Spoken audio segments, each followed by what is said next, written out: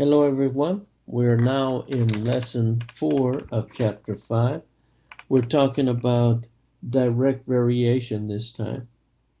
That's another word for slope pretty much, with one or two very interesting conditions, and we'll tell you about those in a second.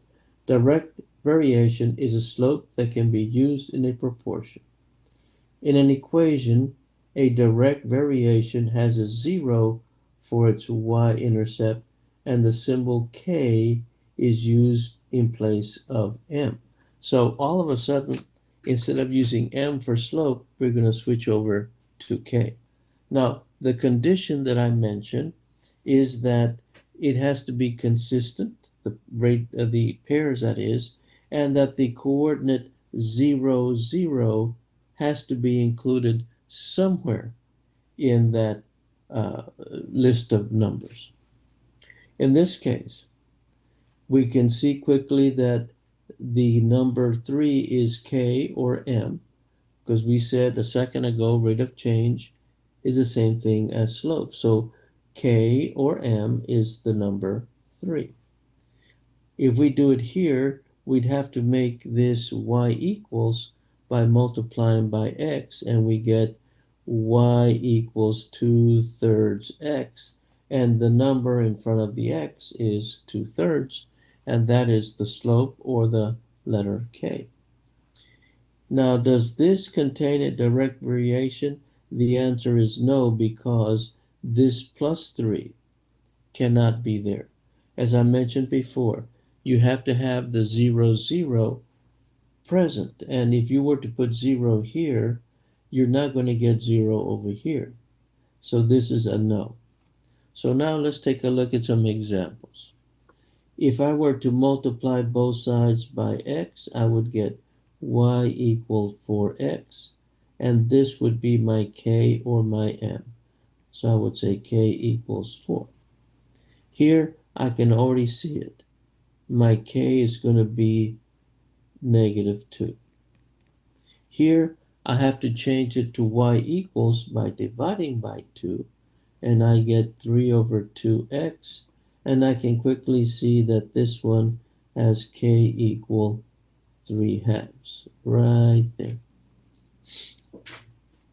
Now, does this one vary directly? Well, the answer is no, because this should be 0, not 4. And so this would be definitely no. Now it says, assume that the x-y pairs vary directly. Now, vary directly means direct variation. So I'm going to put them as y over x and y over x, just like that. And this becomes 4 over 3, and this becomes y over 6. And all I have to do is cross multiply. 4 times 6 is going to be 24 going that way.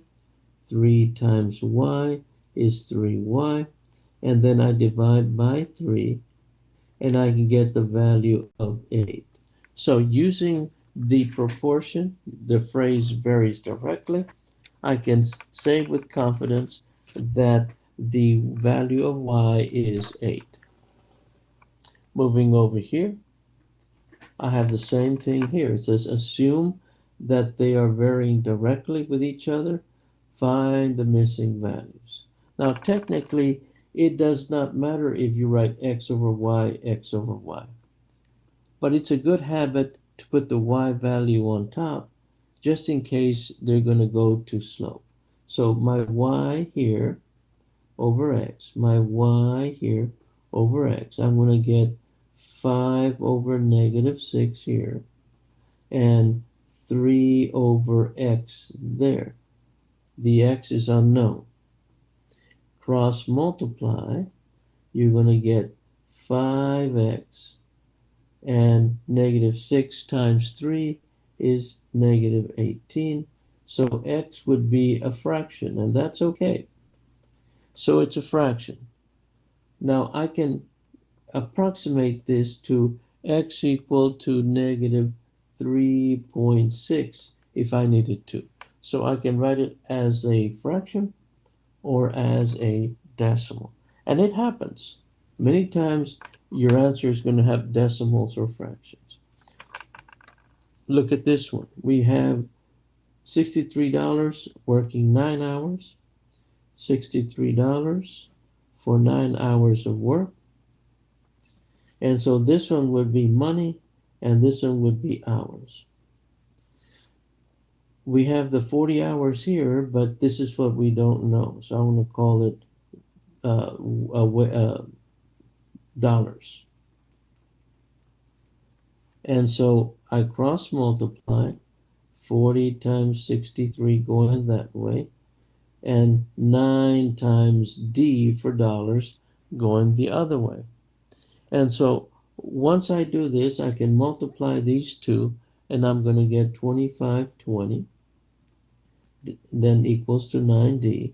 And then all I do is divide both sides by 9, and I will get my answer.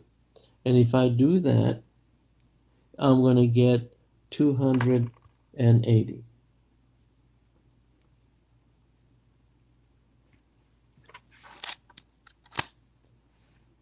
All right.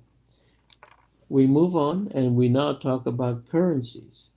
The British pound, which is now euros to dollars. So I'm going to say 20 pounds British money to $30 down here. And so this one would be pounds and this one would be dollars, just like that. And then notice I have $120. So this is the missing part. And then all I do is cross multiply 20 times 120. And then the other way you get 30 times the x. Now, there's one simple thing you can do to help you make things go faster.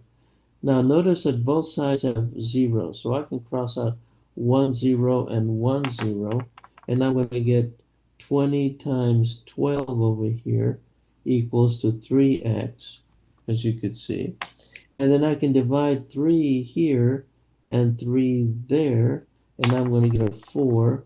4 times 20, I can quickly get to 80.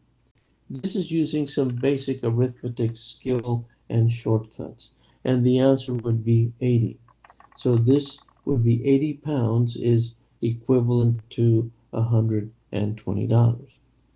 Now direct variation, again, we're looking for K.